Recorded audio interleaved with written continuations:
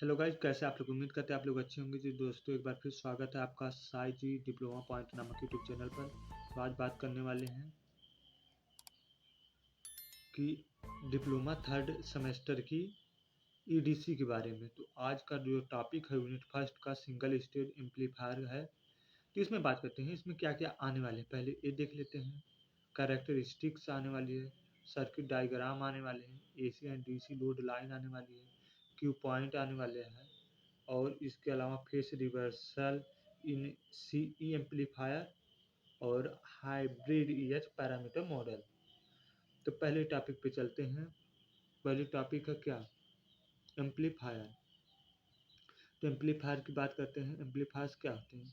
Amplifier मूल रूप से ट्रांजिस्टर बीजेटी, जी मतलब जेएफईटी मतलब जीफेट और मॉसफेट द्वारा निर्मित एक सर्किट है जिससे जिसमें उचित बायसिंग विधि का प्रयोग करते हुए इनपुट आउटपुट टर्मिनल पर दिए गए सूक्ष्म आयाम के सिग्नल को आउटपुट टर्मिनल पर उच्च आयाम के सिग्नल में रूपांतरण करते हैं। एम्पलीफायर मतलब क्या?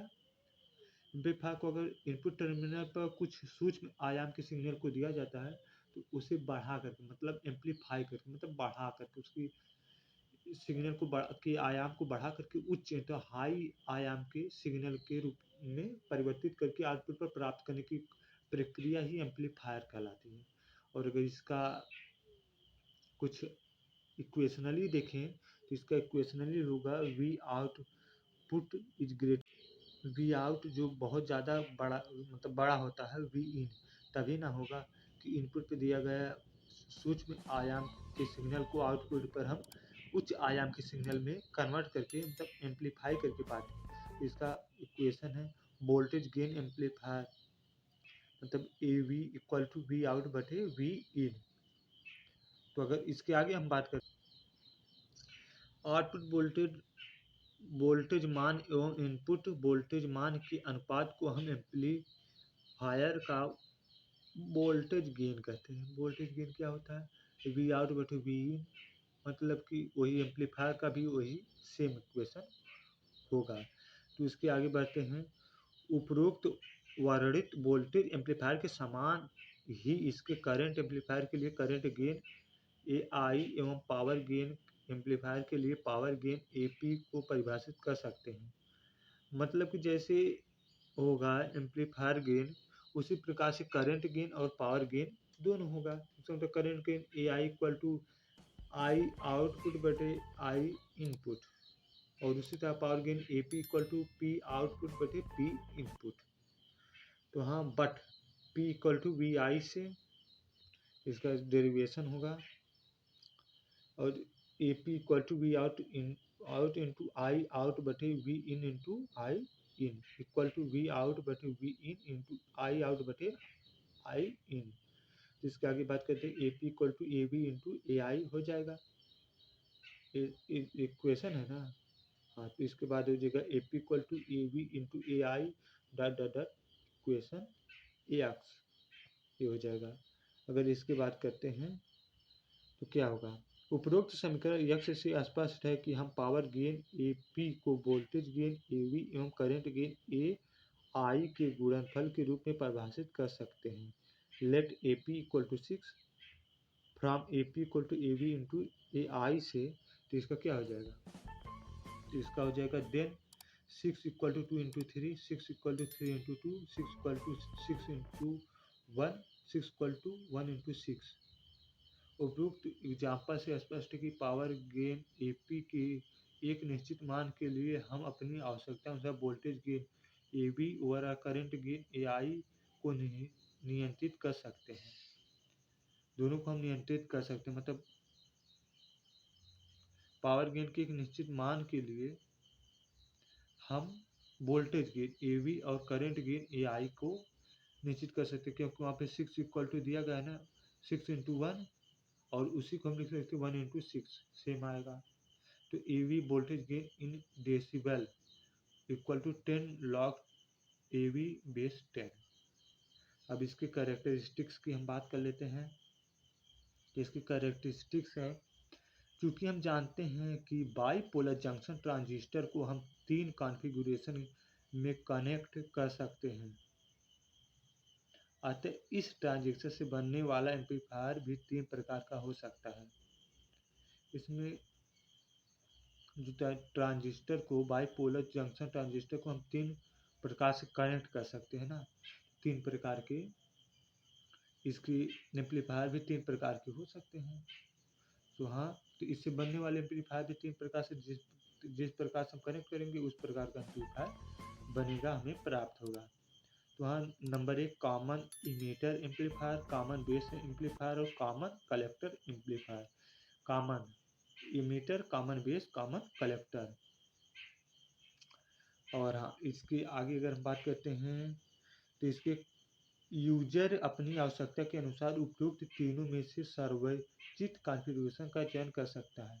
इसका मतलब यूजर कौन है, हम या किसी को अगर हम बता रहे को जो यूज करता है इसको अपनी आवश्यकता अनुसार, उसकी क्या आवश्यकता है, उसकी क्या नीड है, उसके अनुसार इसमें से तीनों में से common emitter, common base, common collector amplifier में से कोई एक अपनी आवश्यकता अनुसार उसे चयन कर सकता है। तो अगर इसके बाद बात करें तो पॉइंट की कॉमन कलेक्टर कॉन्फ़िगरेशन का प्रयोग एम्पलीफायर के रूप में नहीं किया जा सकता है, क्योंकि यहाँ पर अधिकतम एरिया टर्मिनल कलेक्टर स्वयं कॉमन टर्मिनल के रूप में कनेक्ट होता है। इन्हीं कारणों से कॉन्फ़िगरेशन को पराया है। अब इसके आगे बात करते हैं, इतने की हम व्याख्या कर देते हैं। कॉमन कलेक्टर कॉन्फ़िगरेशन का प्रयोग एम्पलीफायर के रूप में नहीं किया जाता है। कॉमन कलेक्टर के एम्पलीफायर के रूप में नहीं किया जाता, क्यों यहाँ पर अधिकतम एरिया टर्मिनल कलेक्टर स्वयं कॉमन टर्मिनल के रूप में कनेक्ट होता है। अधिकतम एरिया जो होता है टर्मिनल कलेक्टर स्वयं कॉमन कलेक्टर के रूप में कनेक्ट होने की वजह से इसका प्रयोग हम एम्पलीफायर के रूप में नहीं किया जा सकता है। अब इसकी बात है बफर ओवरऑल इम्पीडेंस मैचिंग के लिए अधिक प्रचलित है। जो ए है वो बफर ओवरऑल इम्पीडेंस मैचिंग के लिए प्रयोग किया जाता है। बफर सर्किट का प्रयोग हम स्लो एवं फास्ट सिग्नल के सिंक्रोनाइजेशन के लिए करते हैं। यानी कि बफर सर्किट जो होती है उसका प्रयोग हम स्लो एवं फास्ट सिग्नल के सिंक्रोनाइजेशन करने के लिए किया जाता है। स्लो हुआ या फास्ट सिग्नल के, स्लो और फास्ट से स्लो एवं फास्ट सिग्नल के सिंक्रोनाइजेशन के लिए किसका प्रयोग करते हैं, बफर सर्किट का। ये पूरा याद रहना चाहिए। हाँ, इम्पीडेंस मैचिंग सर्किट की उपयोगिता यह है कि इसके माध्यम से हम मैक्सिमम पावर ट्रांसफर थ्योरम के आधार पर एम्पलीफायर से मैक्सिमम आउटपुट प्राप्त कर सकते हैं। इम्पीडेंस मैचिंग सर्किट की उपयोगिता यह है कि इसके माध्यम से हम मैक्सिमम पावर ट्रांसफर थ्योरम के आधार पर एम्पलीफायर के मैक्सिमम आउटपुट प्राप्त कर सकते हैं। जो इम्पीडेंस मैचिंग, इनका इम्पीडेंस मैचिंग होना चाहिए ना, एक सिग्नल का किसी दूसरे सिग्नल से जब कनेक्ट होता है तो इसके आधार पर एम्पलीफायर के मैक्सिमम आउटपुट, हमारा मेन मोटिव क्या होता है एम्पलीफायर का, जो आउटपुट आए वो एकदम मैक्सिमम आए, इसलिए एम्पलीफायर का यूज करते हैं तो वो आउटपुट प्राप्त कर सके, मैक्सिमम आउटपुट प्राप्त कर सके इम्पीडेंस मैचिंग सर्किट की उपयोगिता से उपयोग करके। हाँ, तो इसके कैरेक्टरिस्टिक्स पे ध्यान देते हैं। अगर कैरेक्टरिस्टिक्स की बात करें तो एम्पलीफायर की इनपुट कैरेक्टरिस्टिक वास्तविकता में एक 2 डायमेंशनल ग्राफ है। इसमें एक्स एक्सिस पर हम कॉन्फ़िगरेशन के आधार पर इनपुट वोल्टेज एवं एक्स एक्सिस पर हम इनपुट करंट को दर्शाते हैं। इसी प्रकार एम्पलीफायर का आउटपुट कैरेक्टरिस्टिक वास्तव में एक 2 डायमेंशनल ग्राफ है, जिसमें एक्स एक्सिस पर हम कॉन्फ़िगरेशन के आधार पर आउटपुट वोल्टेज एवं वाई एक्सिस पर आउटपुट करंट को दर्शाते हैं।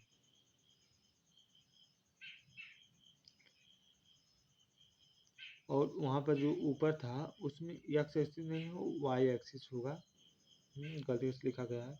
एम्पलीफायर कैरेक्टरिस्टिक्स कितने प्रकार की होती है, एम्पलीफायर कैरेक्टरिस्टिक्स 2 प्रकार की होती है, इनपुट कैरेक्टरिस्टिक्स और आउटपुट कैरेक्टरिस्टिक्स। तो हम इसकी आगे बात करते हैं। तो आज की इस वीडियो में, एम्पलीफायर की वीडियो में इतना ही। मिलते हैं नेक्स्ट वीडियो में। वीडियो पसंद है तो लाइक, दोस्तों के साथ शेयर और चैनल को जल्द से जल्द सब्सक्राइब कर लें, क्योंकि डिप्लोमा की और भी रिलेटेड, डिप्लोमा से रिलेटेड और डिप्लोमा के अलावा जो आपके लाइफ में या आपकी शिक्षा में, आपके ज्ञान में वृद्धि के लिए वीडियो आती रहेगी।